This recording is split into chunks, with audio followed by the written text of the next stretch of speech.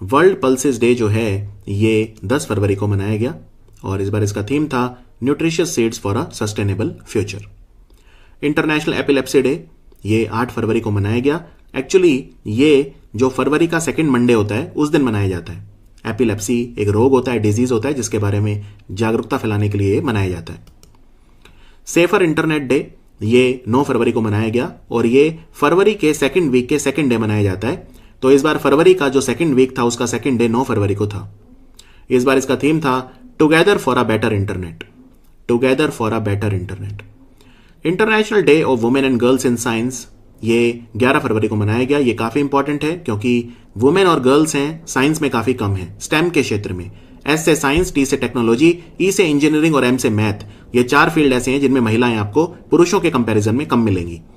तो इस बार इसका थीम था women scientists at the forefront of the fight against कोविड-19। यानी कोविड-19 से जो हमारी फाइट है उसमें वुमेन साइंटिस्ट का जो रोल है उसे नकारा नहीं जा सकता। Women scientist are at the forefront. Darwin day 12 फरवरी को मनाया गया। एक्चुअली चार्ल्स डार्विन एक ब्रिटेन के साइंटिस्ट थे जिन्होंने थ्योरी ऑफ एवोल्यूशन दिया था। ये अपने शिप HMS बीगल, इनके जहाज का नाम था HMS बीगल, BEAGLE, उसमें बैठकर ही दुनिया के चक्कर लगाने को गए और फिर इन्होंने एवोल्यूशन की थ्योरी दी थी। तो चार्ल्स डार्विन डे 12 फरवरी को होता है। वर्ल्ड यूनानी डे ये हकीम अजमल खान का बर्थडे होता है। हकीम अजमल खान, वर्ल्ड यूनानी डे। यूनानी एक चिकित्सा है, ट्रेडिशनल सिस्टम ऑफ मेडिसिन है, उसको प्रमोट करने के लिए दिन होता है। नेशनल प्रोडक्टिविटी डे 12 फरवरी को मनाया गया। सुपर इंपॉर्टेंट है ये। और एक बात और भी याद रखनी है, 12 से 18 फरवरी को हर साल हम मनाते हैं नेशनल प्रोडक्टिविटी वीक, यानी राष्ट्रीय उत्पादकता सप्ताह। वर्ल्ड रेडियो डे भी बहुत पूछा जाता है एग्जाम में। वर्ल्ड रेडियो डे मनाया गया 13 फरवरी को और इस बार इसके 3 थीम्स थे, एवोल्यूशन, इनोवेशन और कनेक्शन। एवोल्यूशन, इनोवेशन और कनेक्शन। अब हम देखते हैं इंपॉर्टेंट लोग जिनकी डेथ हो गई। वेस्ट इंडीज के फास्ट बॉलर एजरा मोजेले, इनकी डेथ हो गई रोड एक्सीडेंट में। एजरा मोजेले वेस्ट इंडीज के फास्ट बॉलर थे। टेनिस के महान खिलाड़ी अख्तर अली, इनकी डेथ हो गई। अख्तर अली। एक थिएटर ग्रुप है रंग विदूषक, इनके फाउंडर पद्मश्री जीत चुके बंसी कौल की डेथ हो गई। ये थिएटर आर्टिस्ट थे। और अमेरिका के पूर्व विदेश मंत्री, वहां पे विदेश मंत्री को सेक्रेटरी ऑफ स्टेट बोलते हैं, जॉर्ज शुल्ट्ज, उनकी डेथ हो गई। अब हम स्टार्ट करते हैं हमारे MCQ फॉर्मेट के क्वेश्चन। हमारा जो पर्यावरण मंत्रालय है, एनवायरमेंट मिनिस्ट्री, वो कौन सी नदी के ऊपर लखवाड़ इलेक्ट्रिसिटी प्रोजेक्ट बना रहा है, लखवाड़ बिजली परियोजना। तो याद रखिए ये यमुना नदी पे बन रही है और इसमें 6 राज्यों को फायदा होगा। ठीक है, हरियाणा, उत्तर प्रदेश, उत्तराखंड, राजस्थान, दिल्ली और हिमाचल। तो इनको फायदा होगा लखवाड़ प्रोजेक्ट के बनने से और ये यमुना नदी पे बन रहा है। यमुना नदी के किनारे इंपॉर्टेंट शहर कौन से हैं? दिल्ली है, आगरा है, मथुरा है, ये इंपॉर्टेंट शहर है। ठीक है, यमुना गंगा में ही जाकर मिल जाती है। कितने ऐसे राज्य हैं, ठीक है, कितने राज्य हैं जिनको 5034 करोड़ रुपए, मतलब सरकार ने कितने राज्यों को 5034 करोड़ रुपए ओपन मार्केट ऑपरेशंस या ओपन मार्केट बोरोइंग्स के थ्रू ग्रांट की है, परमिशन की, वो रेज कर सकते हैं। तो याद रखिए ऐसे राज्य हैं टोटल 4, असम, पंजाब, हरियाणा और हिमाचल। ये ओपन मार्केट बोरोइंग से 5034 करोड़ रुपए रेज कर सकते हैं, इन्हें ये परमिशन सरकार ने दी है। जो मिनिस्ट्री ऑफ एजुकेशन है, हमारा शिक्षा मंत्रालय जो है, जिसे HRD मंत्रालय बोलते थे या मानव संसाधन विकास मंत्रालय बोला करते थे पहले, उन्होंने डिसाइड करा है कि रेजिडेंशियल स्कूल और हॉस्टल जो समग्र शिक्षा अभियान के तहत खोले जाएंगे, उनका नाम किस व्यक्ति के नाम पे रखा जाएगा। तो उनका नाम सुभाष चंद्र बोस, नेताजी के नाम पे रखा जाएगा। समग्र शिक्षा अभियान के तहत आने वाले जो स्कूल हैं और छात्रावास हैं यानी हॉस्टल हैं, उनका नाम सुभाष चंद्र बोस। और सुभाष चंद्र बोस जी की 23 जनवरी 2022 को 125वीं बर्थ एनिवर्सरी होगी, यह भी आपको ध्यान रखना है। कौन सी जनरल इंश्योरेंस कंपनी है, यानी आम बीमा कंपनी जिसे कहते हैं, जिन्होंने एक अभियान चलाया है सैल्यूट टू केयर गिवर, एक नया नजरिया, एक नया नजरिया। तो इस अभियान को चलाया है भारती आक्सा ने, भारती आक्सा। और इसकी टैगलाइन भी बनाई है इस अभियान की। टैगलाइन है इस जंग में हम संग हैं, इस जंग में हम संग हैं। और भारती आक्सा जो कंपनी है, इनका जो जनरल इंश्योरेंस बिजनेस है वो अब समा गया है ICICI लोम्बार्ड में। तो यह भी एक इंपॉर्टेंट क्वेश्चन हो सकता है कि भारती AXA कौन सी कंपनी में मर्ज हो गई है, तो आंसर है आईसीआईसीआई लोम्बार्ड। आगे बढ़ते हैं। कौन सी कंपनी है जो मार्क 3 एडवांस लाइट हेलीकॉप्टर उनको अपग्रेड करके इंडियन नेवी और कोस्ट गार्ड को दे रही है? इंडियन नेवी और कोस्ट गार्ड को मार्क 3 हेलीकॉप्टर दिए हैं, advanced, highly upgraded, Hindustan aeronautics limited ने। सो आंसर है HAL। और हिंदुस्तान एरोनॉटिक्स लिमिटेड जो है इसका हेडक्वार्टर बेंगलोर में है। अभी अभी एक किताब लिखी गई है जिसका नाम है वेयर अबाउट्स। इसको किसने लिखा है? बहुत इंपॉर्टेंट ऑथर हैं ये। इनका नाम है झुंपा लाहिरी। झुंपा लाहिरी भारत में नहीं रहती, विदेश में रहती हैं, लेकिन इंडियन हैं ये। और इनकी एक बड़ी फेमस किताब आपको बताता हूं जिसपे फिल्म भी बनी है, द नेमसेक। द नेमसेक को भी लिखा था झुंपा लाहिरी ने। भारत का पहला जो जियोथर्मल एनर्जी प्रोजेक्ट है वो कहां बन रहा है? यानी भूतापीय ऊर्जा परियोजना, जियोथर्मल पावर प्रोजेक्ट, ये बन रहा है लद्दाख में बन रहा है। लेकिन लद्दाख में कहां बन रहा है? तो काफी डीप क्वेश्चन पूछा है। ये पूगा वैली में बन रहा है, पूगा घाटी बोलते हैं इसे, पूगा गांव का नाम है, वहां पे बन रहा है भारत का पहला जियोथर्मल पावर प्रोजेक्ट। और लद्दाख में भारत का सबसे बड़ा नेशनल पार्क भी है, हेमिस नेशनल पार्क। ठीक है, लद्दाख में एक झील भी है, सोकार, TSOKAR, सोकार, जिसको रामसर साइट का दर्जा भी मिला है। बिजनेस कॉन्फिडेंस इंडेक्स जो होता है, राइट, बिजनेस कॉन्फिडेंस इंडेक्स, ये भारत में कौन सा संगठन जारी करता है, कौन सा ऑर्गेनाइजेशन है जो इसको पब्लिश करता है? तो इसको करता है national council of applied economic research. ये दिल्ली में हेडक्वार्टर्ड है, national council of applied economic research. अभी अभी ब्रोकेसिया नाना, ये दुनिया का सबसे छोटा रेप्टाइल, सरीसृप यानी रेंगने वाला जीव खोजा गया है। ये कौन से कंट्री में खोजा गया है? ये मादागास्कर में खोजा गया है। ये 13.5 मिलीमीटर लंबा है, 13.5 मिलीमीटर, 13.5 mm, यानी इंचेस में कन्वर्ट करें तो 0.53 इंचेस। और ये है कौन सा जीव? ये एक कैमेलियन है, गिरगिट बोलते हैं जिसे। तो ये गिरगिट है, हमारे नाखून से भी छोटी है ये साइज में, जैसा कि आप इस डायग्राम में देख भी सकते हैं। और ये दुनिया का सबसे छोटा रेंगने वाला जीव है। ये खोजा गया है मादागास्कर। और मादागास्कर जो है इसकी कैपिटल है अंतानानारिवो, अंतानानारिवो। अभी अभी जो आकाशवाणी संगीत महोत्सव होता है, आकाशवाणी म्यूजिक फेस्टिवल, उसका नाम बदलकर किस व्यक्ति के नाम पे रखा गया है? तो इसका नाम अभी अभी रखा गया है पंडित भीमसेन जोशी जी के नाम पे। पंडित भीमसेन जोशी, जिन्हें भारत रत्न भी मिला था। अभी अभी सरकार ने नेशनल सिक्योरिटी एडवाइजर बोर्ड में किसको अपॉइंट किया है?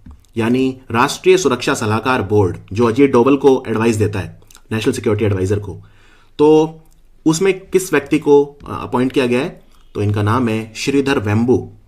और श्रीधर वेम्बू जो हैं, इन्हें पद्मश्री भी मिला था अभी अभी। ये हैं कौन? ये जोहो कंपनी के फाउंडर हैं, जोहो कंपनी के फाउंडर हैं, याद रखिए। और नेशनल सिक्योरिटी एडवाइजरी बोर्ड में और भी लोग हैं, जैसे इसरो के पूर्व चेयरमैन हैं के राधाकृष्णन, अंशुमन त्रिपाठी हैं जो IIM बेंगलोर में प्रोफेसर हैं, अरुण सिंह हैं जो भारत के पूर्व राजदूत थे अमेरिका में और फ्रांस में, इस तरह के लोग हैं। और हमारे नेशनल सिक्योरिटी एडवाइजर हैं अजीत डोवल। राष्ट्रपति रामनाथ कोविंद ने अभी अभी जनरल KS थिमैया संग्रहालय खोला है। कहां पे? इसका उद्घाटन कहां पे हुआ है? देखो, जनरल KS थिमैया जो हैं, ये बहुत हमारी, मतलब जो कहते हैं ना, आर्मी के चीफ थे। एक तो 1957 से लेकर 1961 तक चीफ ऑफ आर्मी स्टाफ थे ये। बहुत इन्होंने हमारी आर्मी के लिए किया है, आर्मी के मॉडर्नाइजेशन के लिए काम किया है। तो बहुत बड़ी हस्ती थे ये। और कर्नाटक से थे। तो कर्नाटक के कोडागु जिले में, कोडागु जो कॉफी के लिए फेमस है, वहां पे ये म्यूजियम इनॉग्रेट किया गया।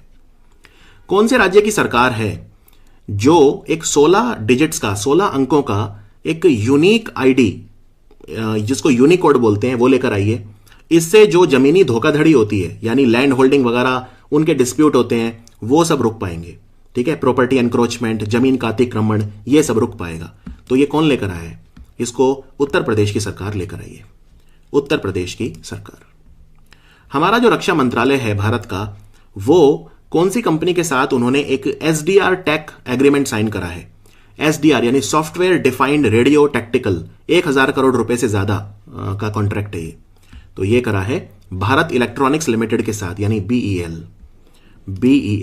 वैसे हमारे रक्षा मंत्रालय ने एक मैगजीन निकाली अभी अभी, जिसका नाम है शौर्यवान। शौर्यवान, ये पूरी तरह से डिजिटल मैगजीन है। हमारे रक्षा मंत्रालय ने एक मोबाइल ऐप भी लॉन्च करी है जिसका नाम है ई-छावनी। ई-छावनी, छावनी मतलब होता है कैंटोनमेंट, ई कैंटोनमेंट या ई-छावनी। और रक्षा मंत्रालय ने एक पोर्टल भी लॉन्च करा है जिसका नाम है Srijan portal, SRIJAN, Srijan portal.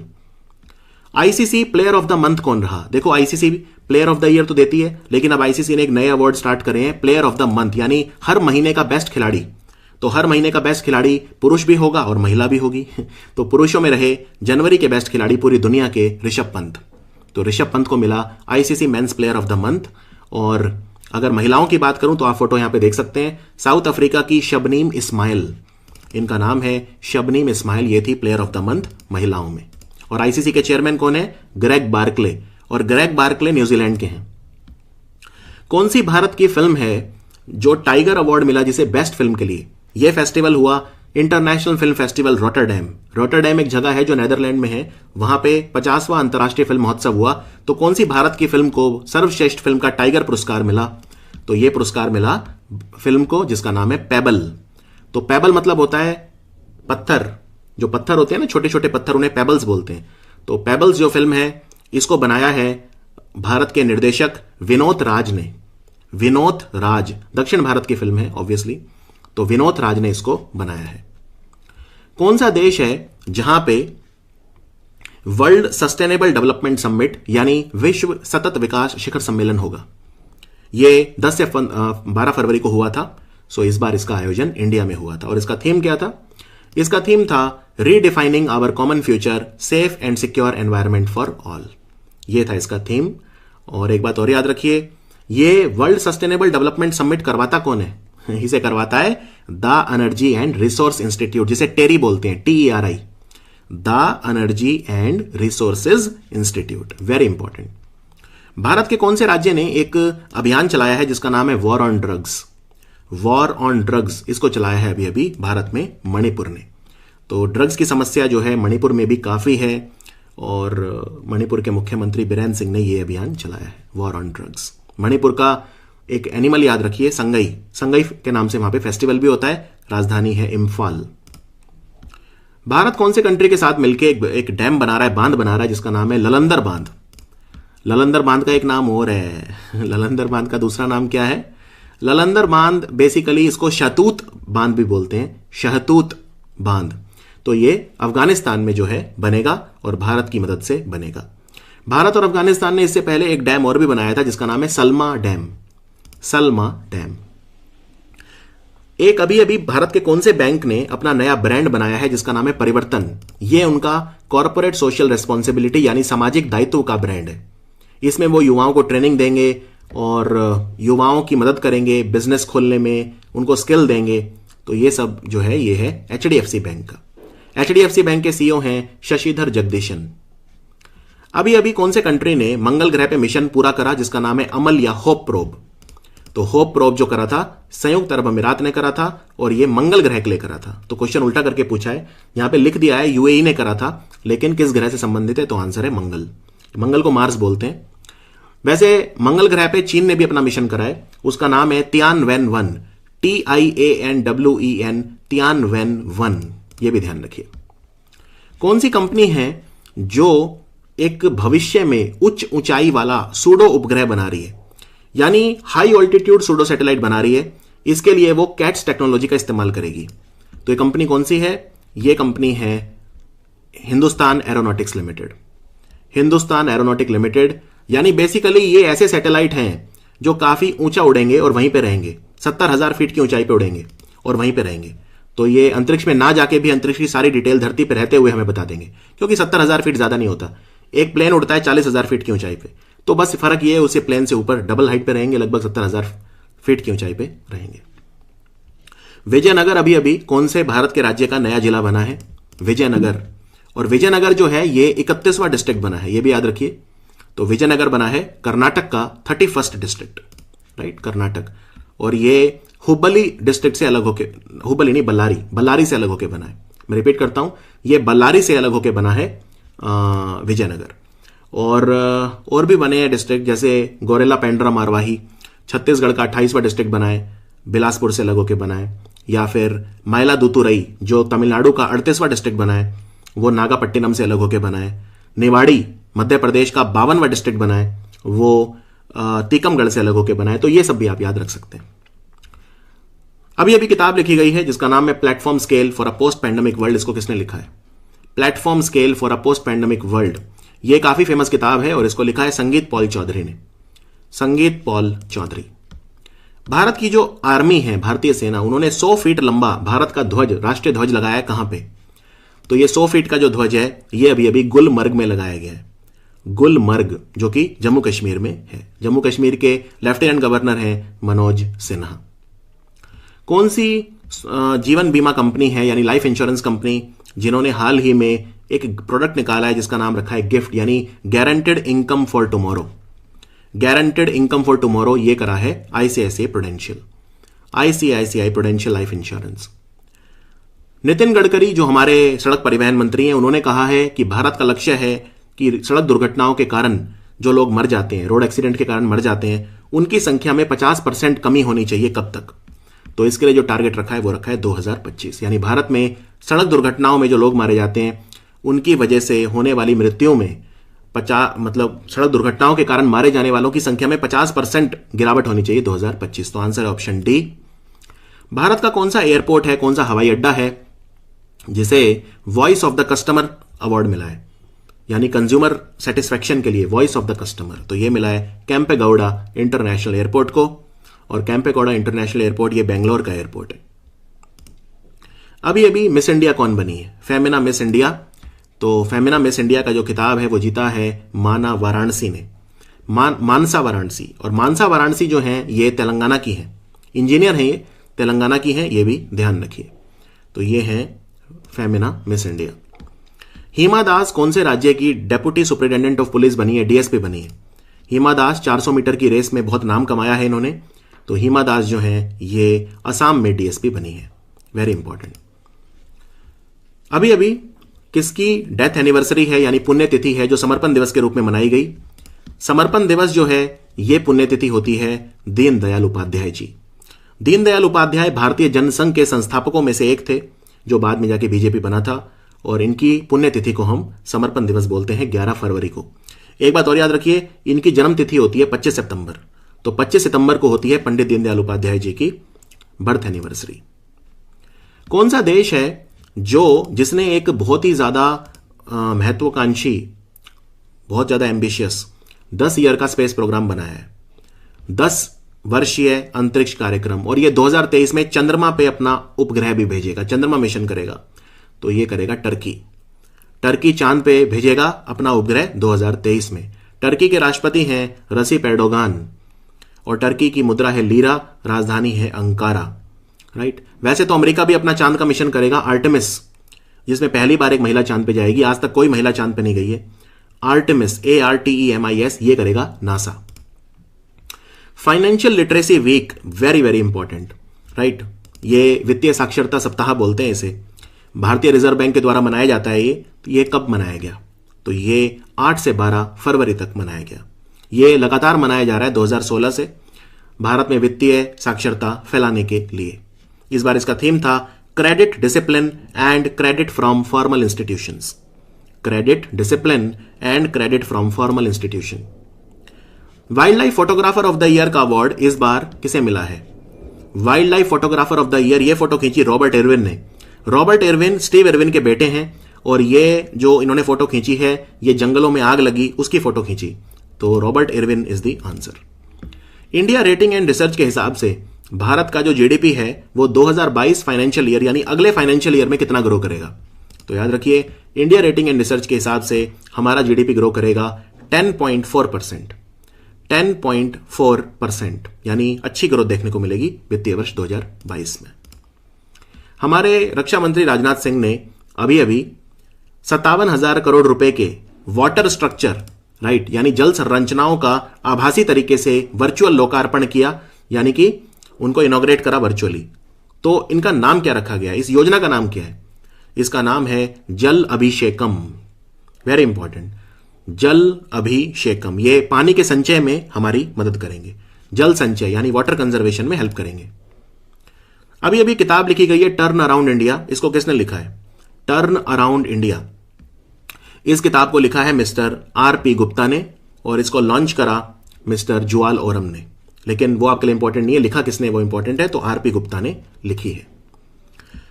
Export import bank of India यानी एग्जिम बैंक, इसने कौन से देश को $400 मिलियन का लोन दिया है? 40 करोड़ अमेरिकी डॉलर का लोन। तो ये लोन अभी अभी मालदीव्स को दिया गया है। मालदीव के साथ हम एक युद्धाभ्यास भी करते हैं, एक्वेरिन। वैसे मालदीव को क्यों दिया है? क्योंकि यहां पे जो माले है, यहां की राजधानी, उसको 3 आइलैंड से जोड़ा जाएगा, उसके लिए सड़कें बनेगी। उस प्रोजेक्ट के लिए, कनेक्टिविटी प्रोजेक्ट के लिए हमने $400 मिलियन का लोन मालदीव को दिया है। मध्य प्रदेश की सरकार एक म्यूजियम बनाएगी डकॉइट पे, यानी डकैत संग्रहालय, क्योंकि बहुत सारे डकैत हुए हैं चंबल में आपको पता होगा, फूलन देवी, मलखान सिंह, पान सिंह तोमर, बहुत सारे डकैत हुए हैं, तो उनके जीवन के बारे में लोगों को पता चले, राइट। तो एक डकैत संग्रहालय बनेगा। कहां बनेगा? तो ये भिंड में बनेगा, मध्य प्रदेश के भिंड में बनेगा, भिंड डिस्ट्रिक्ट में ये डकैत संग्रहालय। टिफैक यानी technology information forecasting and assessment council, इन्होंने कौन सा जॉब पोर्टल लॉन्च करा है जो एमएसएमईज को मदद करेगा? एमएसएमई, लघु छोटे और मध्यम उद्यम। तो इस पोर्टल का नाम है सक्षम पोर्टल। सक्षम की फुल फॉर्म क्या है? श्रमिक शक्ति मंच, श्रमिक शक्ति मंच, इन शॉर्ट सक्षम। हमारी राज्यसभा ने अभी अभी बिल पास कर दिया, मेजर पोर्ट अथॉरिटी बिल, यानी प्रमुख बंदरगाह प्राधिकरण विधेयक। ये कौन से पुराने कानून की जगह लेगा? ये बहुत इंपॉर्टेंट क्वेश्चन है। तो ये मेजर पोर्ट ट्रस्ट एक्ट 1963 को रिप्लेस करेगा, मेजर पोर्ट अथॉरिटीज बिल 2020, 1963 वाले कानून को संशोधित करेगा। भारत में अभी 13 बंदरगाह हैं बड़े, 12 थे पहले, अब 13वां बना है वधावन बंदरगाह जो महाराष्ट्र में है, उसका नाम है वधावन। टाटा मोटर का नया सीईओ कौन बना है? यह अपने आप में सुपर इंपॉर्टेंट क्वेश्चन है। टाटा मोटर के सीईओ बने हैं मार्क लिस्टोसेला, मार्क लिस्टोसेला। और टाटा ग्रुप के चेयरमैन कौन है? यह क्वेश्चन बहुत आता है, एन चंद्रशेखरन। टाटा ग्रुप के चेयरमैन रतन टाटा नहीं है, वो है एन चंद्रशेखरन। हमारा जो नागरिक उड्डयन मंत्रालय है, यानी कि सिविल एविएशन मिनिस्ट्री और डीजीसीए ने मिलकर अभी अभी किस पर्पज के लिए ड्रोन्स के इस्तेमाल को अनुमति दे दी है? आप ड्रोन का इस्तेमाल कर सकते हैं, ड्रोन को यूज कर सकते हैं, किस चीज के लिए? तो आंसर है बीसीसीआई। क्रिकेट को शूट करने के लिए वो बीसीसीआई ड्रोन्स का इस्तेमाल कर सकती है। तो आंसर है बीसीसीआई को परमिशन दे दी है। इसरो ने यूआर राव सैटेलाइट सेंटर को ओपन कर दिया, राइट, प्राइवेट सेक्टर के लिए पहली बार। तो यूआर राव सैटेलाइट सेंटर कहां पे है? यूआर राव सैटेलाइट सेंटर ये सिर्फ सरकारी उपग्रहों के लिए होता था, लेकिन अब प्राइवेट के लिए भी खोल दिया है, और ये बेंगलोर में है। इसरो के चेयरमैन है के सिवन। आगे बढ़ते हैं। इसरो ने अभी अभी एग्रीमेंट करा है कौन सी कंपनी के साथ, जिसके साथ मिलकर ये भारत के जो अपने खुद के मैपिंग पोर्टल और भूस्थानिक सेवाएं यानी जियोस्पेटियल सर्विसेज मिलकर बनाएगी। तो ये कंपनी कौन सी है? ये कंपनी है मैप माई इंडिया। मैप माई इंडिया। भारत का छठा राज्य कौन सा बना है जिसने अर्बन लोकल बॉडीज में रिफॉर्म करे हैं, यानी जो हमारे ये शहरी स्थानीय निकाय सुधार करने वाला, उसको पूरा करने वाला छठा राज्य कौन सा बना है? छठा राज्य अभी भी बना है गोवा। इससे पहले आंध्र प्रदेश, तेलंगाना, मध्य प्रदेश, राजस्थान और मणिपुर अपने अर्बन लोकल बॉडीज में तब्दीली कर चुके हैं। गुलाम नबी आजाद के बाद जो ओपोजिशन लीडर होगा राज्यसभा में वो कौन होगा? गुलाम नबी आजाद के 6 साल पूरे हो गए राज्यसभा में, रिटायर हो गए हैं वो, और अब उनकी जगह लेंगे मल्लिकार्जुन खड़गे। मल्लिकार्जुन खड़गे। कौन सी भारत की शॉर्ट फिल्म है, लघु फिल्म, जो टॉप 10 फिल्म्स के लिए शॉर्टलिस्ट हुई है live action short film category for 93rd Oscar? Oscar award में लघु फिल्मों की श्रेणी में भारत की तरफ से कौन जाएगी? ये बहुत इंपॉर्टेंट क्वेश्चन है। और इस फिल्म का नाम है बिट्टू। इस फिल्म का नाम है बिट्टू, और ये फिल्म बनाई है श्रेया और करिश्मा देव दुबे ने मिलकर। श्रेया और करिश्मा देव दुबे। कौन सा मंत्रालय है जिसने Mahatma Gandhi national fellowship launch करी है? भारत के 9 प्रबंधन संस्थानों के साथ मिलकर, यानी 9 IIMs के साथ मिलकर, भारतीय प्रबंधन संस्थानों के साथ मिलकर महात्मा गांधी राष्ट्रीय फेलोशिप को लॉन्च किया है हमारे उद्यमिता और स्किल डेवलपमेंट, कौशल विकास और उद्यमिता मंत्रालय ने, ministry of skill development and entrepreneurship. इसके मंत्री हैं मिस्टर महेंद्र नाथ पांडे। भारतीय मूल की वो कौन सी पर्सन है जिसने संयुक्त राष्ट्र का महासचिव बनने के लिए अपनी उम्मीदवारी की घोषणा करी है, यानी ये एंटोनियो गुटेरेस को चैलेंज करेंगी और ये अगली सेक्रेटरी जनरल बनना चाहती हैं यूएन के लिए। इनका नाम है आकांक्षा अरोड़ा। आकांक्षा अरोड़ा, इनका जन्म हरियाणा में हुआ था, रोहतक की हैं ये। वैसे अभी ये कनाडा में रहती हैं लेकिन यूएन में काम करती हैं। तो ये 2022 में इलेक्शन होंगे, उनमें ये एंटोनियो गुटेरेस को चैलेंज करेंगी। भारत का पहला सीएनजी ट्रैक्टर, सीएनजी से चलने वाला ट्रैक्टर, ये कौन सी कंपनी ने बनाया है? ये बनाया है दो कंपनियों ने मिलकर अभी अभी। तो इनका नाम क्या है? इनका नाम है रॉमेट टेक्नो सोल्यूशन, यानी ऑप्शन ए और option C, Tomasetto एकिल India. Tomasetto एकिल India और रॉमेट टेक्नो सोल्यूशन ने मिलकर बनाया भारत का पहला सीएनजी ट्रैक्टर। ओडिशा की सरकार कोविड वॉरियर मेमोरियल बना रही है। कहां पे? कोविड योद्धा जिन्होंने अपनी जान दी कोविड से लड़ते हुए, जो स्वास्थ्यकर्मी हैं, पुलिस वाले हैं, जो भी हैं, उनके लिए स्मारक बनेगा और ये राजधानी में बनेगा, भुवनेश्वर में बनेगा। सो आंसर है भुवनेश्वर। इटली के नए प्रधानमंत्री कौन बने हैं? इटली के नए प्रधानमंत्री ज्यूसेप कॉन्टे के बाद बने हैं मारियो ड्रागी। मारियो ड्रागी। इटली की राजधानी रोम है। इंटरनेशनल सोलर अलायंस, अंतर्राष्ट्रीय सौर गठबंधन, इसका अगला महानिदेशक यानी डायरेक्टर जनरल कौन होगा? सो इसके डायरेक्टर जनरल होंगे अजय माथुर। और आपको बता दूं कि इंटरनेशनल सोलर अलायंस का हेडक्वार्टर गुरुग्राम में है, हरियाणा में है, राइट। और सबसे लेटेस्ट मेंबर जो इसका बना था वो था निकारागुआ। अभी अभी एजियोन लाइफ इंश्योरेंस का मैनेजिंग डायरेक्टर और सीईओ कौन बना है? एजियोन लाइफ इंश्योरेंस के प्रबंध निदेशक और मुख्य कार्यकारी अधिकारी बने हैं अभी अभी। इनका नाम है Satishwar Balakrishnan. Option A direct question है। प्रधानमंत्री मोदी ने 118 अर्जुन टैंक भारतीय आर्मी को दिए चेन्नई में। तो डीआरडीओ की कौन सी लेबोरेटरी है, कौन सी प्रयोगशाला है जहां पे ये अर्जुन टैंक बनते हैं? तो अर्जुन टैंक को बनाया है CVRDE ने, यानी combat vehicle research and development establishment. यहां पे आप स्लाइड पे देख सकते हैं, फुल फॉर्म लिखी हुई है, combat vehicle research and development establishment. Shahpur Kandi बांध, इससे दो राज्यों को फायदा होगा, जम्मू कश्मीर और पंजाब। ये कौन सी नदी पे बन रहा है? तो याद रखिए, शाहपुर कंडी बांध जो है ये रावी नदी पे बनेगा। सो आंसर है रावी रिवर। इससे जम्मू कश्मीर और पंजाब को फायदा होगा। किसको फायदा होगा? इसमें पंजाब के पठानकोट और जम्मू कश्मीर के कठुआ को फायदा होगा। हेल्थ एडवांटेज नाम का एक जनरल इंश्योरेंस प्रोडक्ट, ये कौन सी कंपनी ने बनाया है अभी? इसका नाम है हेल्थ एडवांटेज। तो हेल्थ एडवांटेज को अभी लॉन्च करा है भारती आक्सा ने, भारती आक्सा। सो ये था हमारा सेट 2 हिंदी में 300